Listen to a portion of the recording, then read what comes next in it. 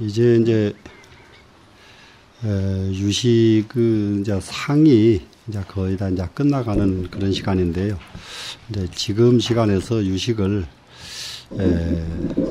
언제든지 우리 이제 스님들이 열심히 하시는 분들은 이미 다 이거 설명 없이 다 끝나 있으실 거고, 혹시 바쁘셔서 여기서 가시고 나면은 한 번도 이걸 점검해 볼 겨를이 없는 분도 혹 계실 거란 말입니다. 그러면 이걸 이제 얼른 정리를 하고, 오늘 19성부터 하실 차례죠. 예, 정리를 좀 해줘야 될 것이, 자, 가장 중요한 것이 1성에서부터 4성까지가 아래아식을 설명한 송이다. 요거는 그냥 머릿속에다가 그냥 이렇게 기억을 해 두셔야 되거든요. 그러면은 이 아래아식은 5변행심소가 있는데, 5변행심수는 무부무기, 물들지도 않고 잡아두지도 않고 이런 심소인데, 그래도 여기 이 자체가 생사가 있을 때마다 아래아식이 주체 노릇을 하거든요. 그러면 이 생사가 끊어지려고 그러면은 이 아래아식의 5변행심소는 아라한의 경지에 가야 이게 끊어진다. 이렇게 이제 이 부분이 하나 이제 정리가 되시고요. 5성에서부터 7성까지가 제7 말라식의 경지인데, 이 말라식은 어디에서 이제 끊어지느냐 그러면은, 말라식이라고 하는 것은 5변행심소에다가 사실상 4번뇌, 그러니까 6번뇌가 아닌 4번뇌가 보태져서 이제 말라식을 이루고 있거든요. 그리고 거기에다가 이제 좀 더 이제 구체적으로 또 말라식이 가지고 작용하는 것은 뭐냐 그러면은, 이제 8대 수번뇌하고 5별경심소 가운데 지혜해자, 5별경심소도 꼭 외워야 될 심소거든요. 그러니까는 촉자기수 상사하는 5변행심소하고 5별경심소는 욕, 승해, 염, 정, 해. 이거 잘, 안 외워지시죠? 잘 안 외워지시죠? 근데 이게 이제 외워지셔야, 혹, 스님들은 이걸 공부를 하면은 혹 어디서라도 이걸 설명을 해야 될 기회가 너무 많이 생기잖아요. 근데 설명해야 될 기회가 생기는데, 글쎄, 그 칠식 말라식이라는 게 있어. 그러고는 구체적인 설명이 없으면 너무 싱겁잖아요. 그러니까 이제 그런 그 심소짜리. 그런데 여기 이제 제 7식은 조금 낮습니다. 낮아서 출세도에서 이것이 이제 끊어진다. 출세도에서 끊어진다.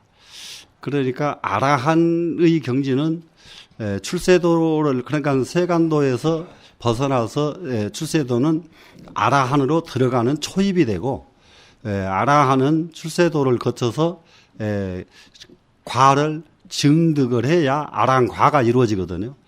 그러니까 말라식은 아라한 과까지 안 가고 초입에서도 말라식은 없어집니다. 그런데 이제 그러면은 이제 8성에서부터 14성까지가 어떤 심소가 이루어졌느냐, 제6 의식의 심소가 이루어졌잖아요. 그러면 이제 이 제6 의식은 심소 자체가 굉장히 많잖아요. 굉장히 많은데, 거기에는 이제 5변행심소, 5별경심소, 6번뇌, 11선, 20수번뇌, 4부정심, 이렇게 합치면 51개 심소가 돼요. 엄청난 많은 심소를 가지고 있습니다. 이 의식은. 이 심소작용이 어디서 여기서는 멈춰질 수가 있느냐면, 깊은 잠만 들어도 이게 정지가 돼버려요. 낮은 놈이기 때문에 낮은 상황에서 작용을 안 해요. 기절을 해도 작용을 안 하고, 또 이제 이 세간도에, 출세간도에 들어가기 전에 소위 말하면은 이제 무상정의 경지, 그러니까는 이 경지에만 들어가도, 그러니까는 이 제6 의식의 경지가 잠잤을 때 없어지고 기절했을 때 없어지고 이것은 특별한 상황이고요. 눈 뜨고 이것이 작용을 안 하려고 그러면 무상정에 이르러야 눈 뜨고 의식작용이 작용을 안 한다. 네, 이렇게 정리를 좀 하시고요. 그 다음에 이제 실제로 이제 제 15송에서는 특별히 전호식이 설명이 되거든요. 그 전호식이 설명되는 것은 이제 안입이 설신까지 전오식이. 그러니까 제6의식 다음에 15송에서 전오식이 설명이 되는데 이 전오식의 작용은 9가지 구현, 9가지 조건이 갖춰져야 작용을 하고 8년, 7년 이렇게 해서 그 전오식이 작용하는 조건이 설명된 송이 제 15송이 되죠. 그런데 이제 그 17송이 식의 전변을 설명하는데 식이 전변하는 것은 어떻게 해서 이게 변하느냐 그러면은 우리가 이 세상 모든 이치도 다 똑같습니다. 변하려고 그러면 그냥 가만히 있다가 이렇게 스르르 변하는 이런 법은 없거든요. 먼저 움직여야 돼요. 변하려고 그러면. 움직여서 움직이죠. 움직이고 나면은 그 다음에는 변이거든요. 가장 쉬운 말로 이걸 보고 있다가 이렇게 움직인단 말이에요. 보면은 이쪽 것이 보이죠. 그래 이거 변이거든요. 처음에는 이걸 봤는데 지금 움직인 다음에는 이쪽 것을 보게 되는 이것을 전변의 의미를 설명을 했고요. 이제 18송이 전전력을 설명을 합니다. 그러면 전전력이라고 하는 것은 그러니까 전변했을 때에 이 변자는 놔두고요. 움직이는 힘, 소위 이런 것을로 이해합니다. 땅덩어리가 돌아가잖아요. 돌아가면 무엇인가 힘에 의해서 돌아가고 있단 말이에요. 그것이 힘이거든요, 그게. 그러면 그 전하는 힘, 이거 전전력이거든요. 전전력, 이것을 설명된 송이 18송이었다. 이렇게 18송까지를 대충 이렇게 이해를 해 놓으시고, 그리고 이제 꼭 잊어버리지 말고 그 머릿속에 기억해야 될 것은 6번내하고 11선은 꼭 외우고 또 이것을 잊어버리질 말아야 된다는 점입니다. 6번내하고 11선의 관계는. 그래서 6번내는 왜 잊어버리지 말아야 되냐 그러면 우리가 끊어야 될 대상이 6번내가 되고요.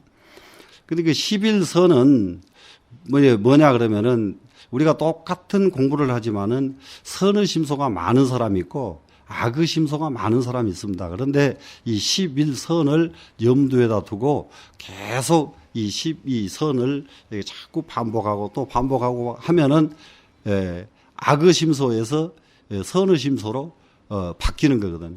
그것도 전변이거든요. 가만히 있는 건 하나도 없거든요. 악이 만약에 절대 전변이 없다고 그런다면은 영원히 고칠 방법이 없고, 중생이 만약에 전변이 없다고 그런다면은 영원히 중생이어서 아무리 우리가 이 공부를 해봤자 중생에서 벗어날 길은 없어져 버리죠. 그래서 이런 부분들이 얼마든지 우리는 전변하기 때문에 11선을 염두에다가 두어서 꼭 이거를 계속 놓치지 않는 것이 굉장히 중요하다. 그리고 이제 유식에서 이제 한 가지는 꼭 우리가 짚고 넘어가야 될 것이, 유식을 무엇 때문에 공부하느냐? 그러면은 전변하기 위해서 유식은 공부한다. 그러니까는 전은 뭐냐 그러면 중생을 바꿔가지고 성인으로 바뀌기 위해서 이 유식을 공부한다. 그러면은 모든 경전에서는 범부가 성인이 된다 이렇게만 되어 있지, 구체적으로 어째서 범부가 성인이 된다 이런 부분이 구체적으로 설명된 부분은 경전에서 찾아보기가 그렇게 쉽지가 않습니다. 그러면 이제 고려 전제에 놔두고는 어째서 이런 건 다 놔둬버리고 마음을 바로 가지고 예를 들면은 응모소주 이생기심 하면은 전변이 되거든요. 그러니까는 응무소주 이생기심은 무엇 때문에 응무소주 이생기심이 필요하냐? 그래서 중생의 마음을 바꿔서 성인의 마음으로, 부처의 마음으로 가기 위해서 응무소주 이생기심을 해야 된다. 이렇게 전제가 깔려야 그 경이 완전하게 본 사람이 그걸 가지고 수행으로 연결할 수가 있습니다. 그런데 여기서는 바로 왜 이게 전변되는가, 왜 바뀔 수가 있는가 하는 것을 구체적으로 설명을 하기 때문에 이 유식은 정말로 수행자한테는 절대 필요한 것이고, 이제 스님들이 이제 기실론 공부해 보신 분들 기억나시겠지만은 기실론 소를 지은 원효 스님 문장에는 전부가 유식을 바탕으로 해서 기실론을 설명하고 있거든요. 지금 이 유식, 지금 저희가 지금 얼마 안 된 이 유식을 바탕으로 해서 그 기실론을 설명하고 있다. 그러니까 기실론이 실제로 신심이 일어나서 성불의 길로 이게 들어갈 수 있는 아주 그 지름길이 되는 그러한 논서로서 확실하게 딱 이렇게 해진 것이 원효 스님의 소가 그 역할을 해주고 있습니다. 그러질 않고 원효 스님 소가 없이 만약에 기실론을 여러분들이 아주 수백 번을 탐독한다 하더라도 기실론을 온전하게 이해하기는 그렇게 쉽지 않을 겁니다. 그런데 원효 스님 소를 보고 확실하게 기실론이 이해가 되는데 원효 스님 소는 전부 유식을 바탕으로 해서 기실론을 설명하고 있다.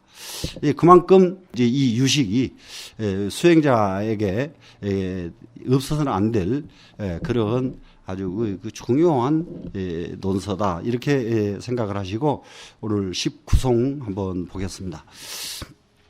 19송에서는 유제업습기와 이치습기가 구하야 전이숙이 이진하면 부생여 이숙하니라, 이렇게 되어 있는데 여기서 제업습기 그래가지고 업이 무엇인가, 업습을, 소위 말하면은 업습을 설명한 송이 19송이다, 이렇게 이해하시면 되겠습니다.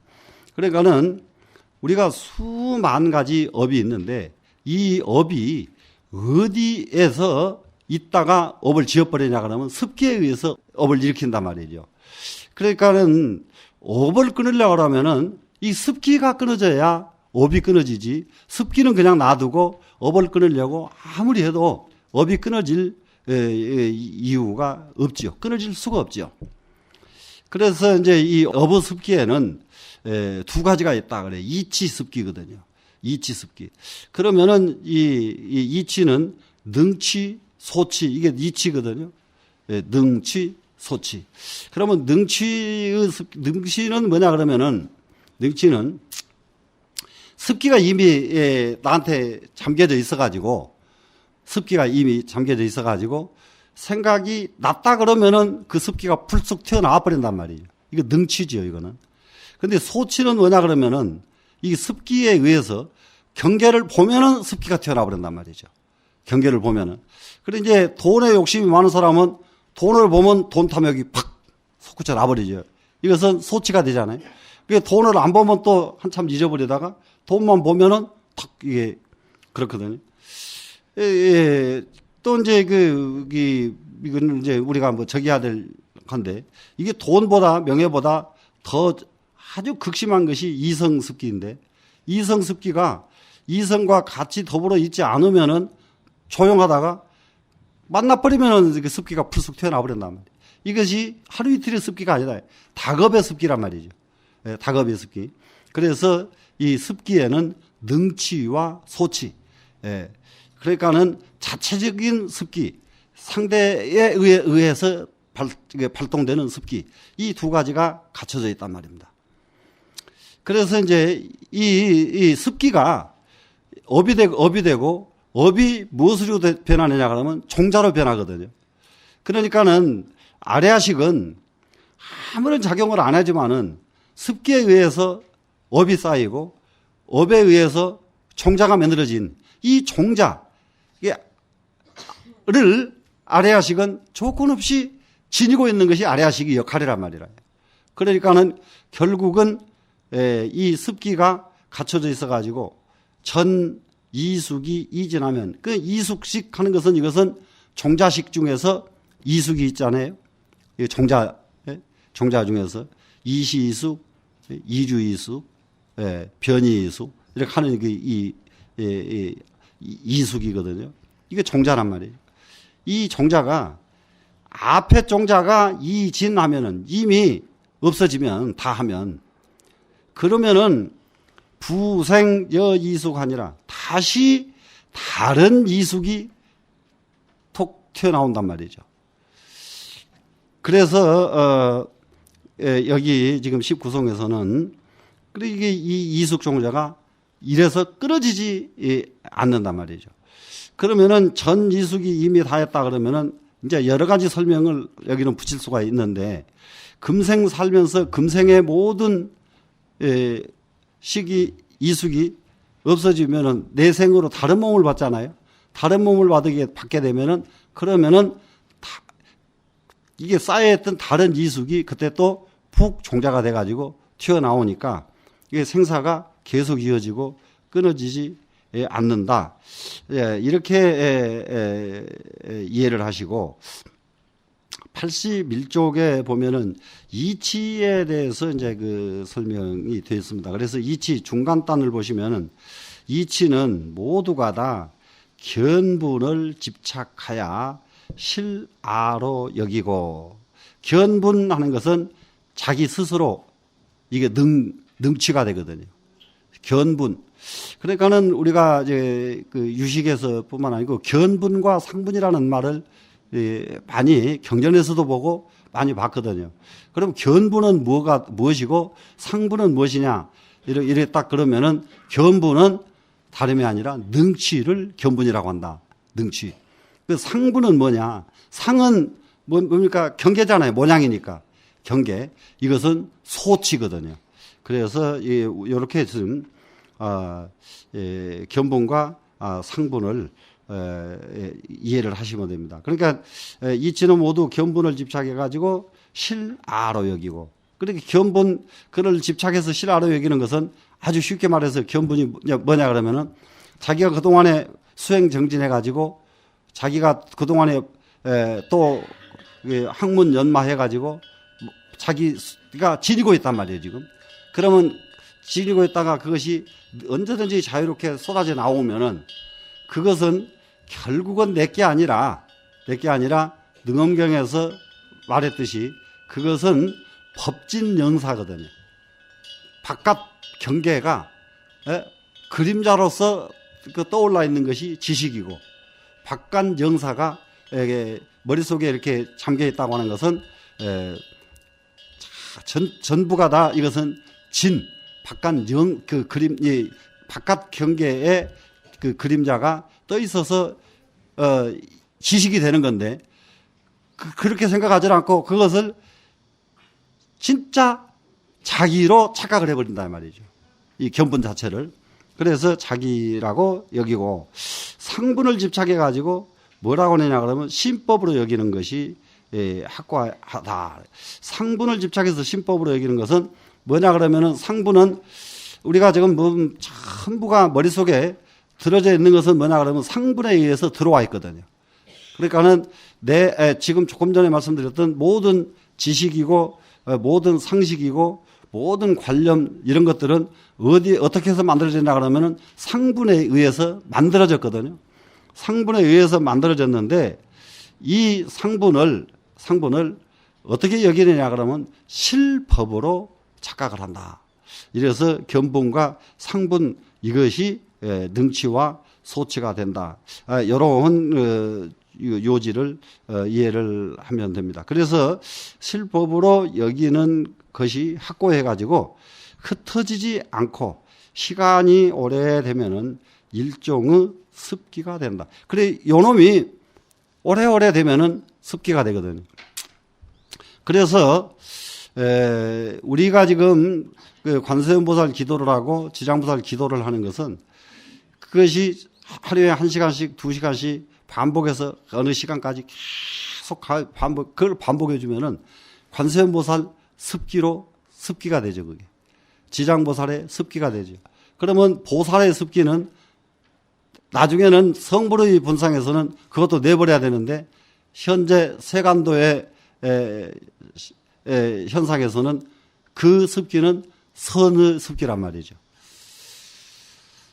근데 이제 여기서 이제 습기에 세 가지가 있는데 이 세 가지는 꼭 그 이해를 해줘야 된다. 그러면 이 습기 세 가지는 그러니까는 세 가지가 습기로 시작해가지고 세 가지는 무엇이 문제냐? 업으로 변하기 때문에 이것이 문제다.